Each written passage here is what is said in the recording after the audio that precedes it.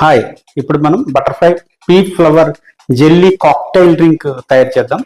దానికి కావాల్సిందల్లా మనకి butterfly P flowers అంటే శంఖం పువ్వులు.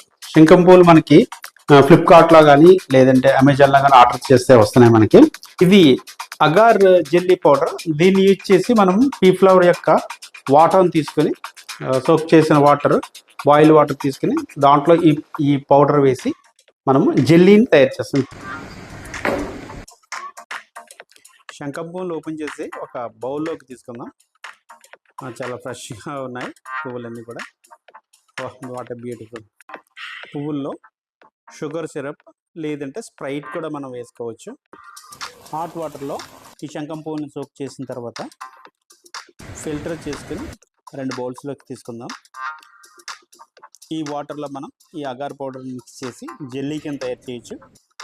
దీన్ని డీప్ ఫ్రిడ్జ్లో కానీ నార్మల్ ఫ్రిడ్జ్లో కానీ పెట్టి మనం హాఫ్ అన్ అవర్ ఉంచితే అవి జెల్లీ కింద తయారవుతాయి. చూడండి, జెల్లీ కింద తయారవుతాయి. జెల్లీస్ రెడీ అయినాయి. జెల్లీస్ కలర్ చాలా వైబ్రెంట్గా ఉంది, చాలా బాగున్నాయి. స్క్వేర్స్ కింద కట్ చేసుకుని మనం గ్లాసులోకి తీసుకుందాం. కట్ చేసిన జెల్లీస్ని మనం గ్లాసులోకి తీసుకుందాం. అలాగే దానిపైన క్రష్డ్ ఐస్ వేసుకొని మిక్స్ చేసుకుందాం. కాక్టైల్కి కావాల్సిన మనకు బకాడియా వైట్ రమ్ 30 ml వేద్దాం. కొంచెం స్ట్రాంగ్గా కావాలంటే 45 ml కూడా యూజ్ చేయొచ్చు. దీంట్లో ఆల్రెడీ మనకి స్ప్రైట్ కలిపి ఉంది కదా. Butterfly P flower jelly cocktail drink. Chairs.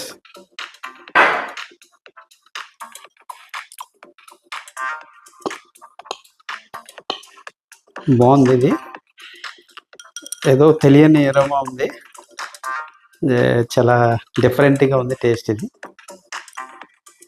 Nice. Direct alcohol drinks తీసుకునే కంటే మనం ఇలా కాక్టైల్ డ్రింక్స్ తీసుకుంటే హెల్త్కి హార్మ్ చేయదు.